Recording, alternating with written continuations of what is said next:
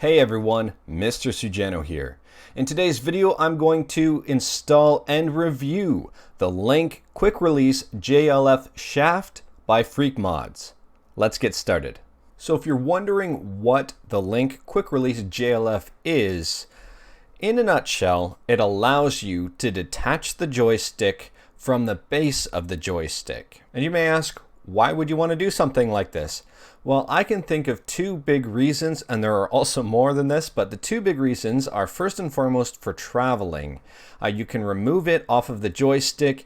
That way it's a nice flush surface. You don't have to worry if a joystick is in a backpack, it bouncing around anywhere and wrecking it, since it's not even there, it's out of the equation. The other reason is for storage purposes. If you wanted to put your fight stick or arcade stick in a drawer, if you don't have the actual ball top joystick there and it's out of the way, it's a lot slimmer profile and it fits into spaces a lot better. The Link started out as a Kickstarter by Phreakmods, and it was a successful Kickstarter.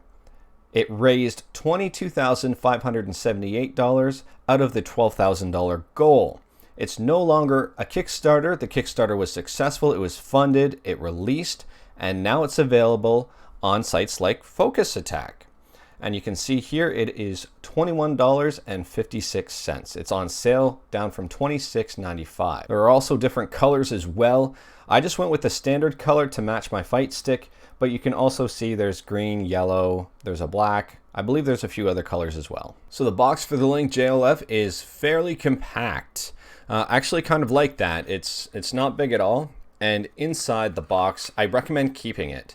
And that way you can put the original shaft from the JLF back in the box for storage purposes. So it kind of works out perfectly. Inside the box, there are three things: a set of instructions, there's an Allen key or an Allen wrench that is used to tighten the ball top on the Link, and the Link. So here's a closer look at the Link. The threaded part is where the ball screws onto. The bottom is where it is inserted into the actual joystick. All you have to do is pull up on the metal casing and it pulls apart. On the inside, you can see that it's held on by three, I think they're ball bearings, and it locks onto the bottom part of the Link. There's also the space there you can see on the right side that has the cutout for the Allen key or Allen wrench to tighten the ball top. So for this video, I am installing the Link in a brand new Sanwa JLF joystick. So here is the stick unboxed. There is a dust cover on it, which is this little black cylindrical plastic bit I'm setting down. You won't need that because you cannot use one with the Link.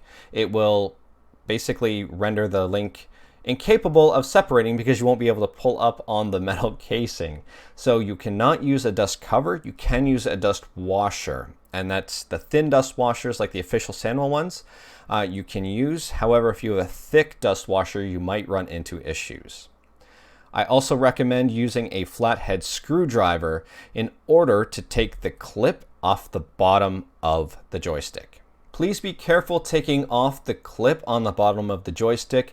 There is not a spare one included in the Phreakmods Link kit. So if you damage this, you will unfortunately have to find a new one somewhere. So be very, very careful. It's stubborn coming out. Just be very careful with it. I can't stress that enough. Once that little clip on the bottom is removed, feel free to pull out the existing JLF shaft. And just be careful of the parts. If they were to fall anywhere, just make sure you're not missing anything. The next step is to insert the Link back into the Sanwa JLF. Getting the clamp back into place can be very tricky as it's sometimes stubborn. So my advice here is to use a pair of pliers and very carefully pinch the clip back on once it's kind of aligned and in place. And it's very light. You don't need to put a lot of force in here. If you're putting a lot of force and it's not working, it's obviously not in the right place. So just squeeze it a little bit. It should pop right on and you're good to go. The next step is to screw the ball top onto the top of the Link using the included Allen key.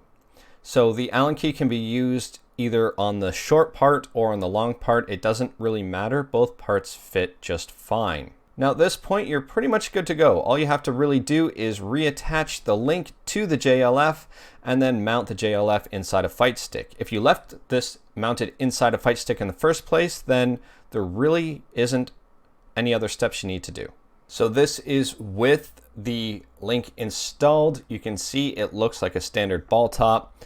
However, when you remove the link, you can see that it is a flush space and that it is much, much better from a slimmer profile point of view in order for packing, storing, or whatever you need to do.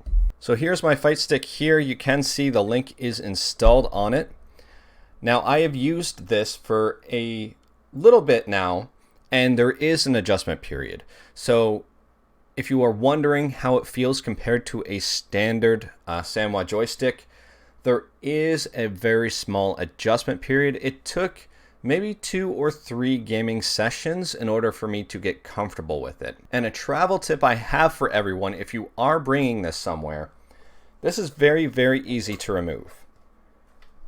However, you do have to worry about the dust washer that I just dropped. You can see right here and here. There are different methods in order to store this. One method is hiding everything within the actual cable compartment of your Fightstick. You can just tuck everything in there if you'd like. I'd recommend maybe putting it in a Ziploc bag or something like that so you don't lose anything, because the dust washer could just go flying very, very easily. Now also, you can see right into the joystick here, there is a bit of a gap. So there is a gap between the actual mounted Sanwa JLF that's in there and the Fightstick itself. So little pieces of debris can still get in here while the link is not installed. So what I recommend is taking some post-it notes, actually, because this sticky little bit on the post-it note does not mark or leave any residue on your Fightstick. And all you have to do is you place it over the hole and you're good to go. You can use more than one post-it note if you would like, and all that does is just help protect it. So if you take the post-it notes, I've got 2 of them here.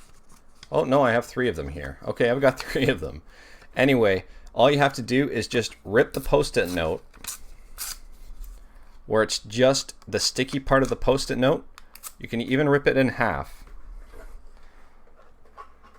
So I really just need one for this since I'm ripping it in half. Stick half over. Stick the other half over the hole, and it's fairly flush. It's not going to go anywhere. And when I'm done, all I can do is these come off extremely simple. Just put these in the container that the actual cable goes in. So then I can just stick it to the inside, maybe in here somewhere, so that I can reuse them later when I remove the actual JLF again. Anyways, that's all I've got for today. If you liked this video, leave a like. If you didn't like this video, leave a like. Hit that subscribe button, check out my other videos, and if you have any questions, let me know in the comments below. I'll do my best to answer them. Also, check out my Twitch stream. I stream on Twitch every Tuesdays, Thursdays, and some Sundays around 8:45 p.m. Eastern Standard Time. I play a lot of retro games and fighting games and Rocket League. So anyways, you can catch me over there at Tuesdays, Thursdays, and Sundays. Thank you, everyone. Take care.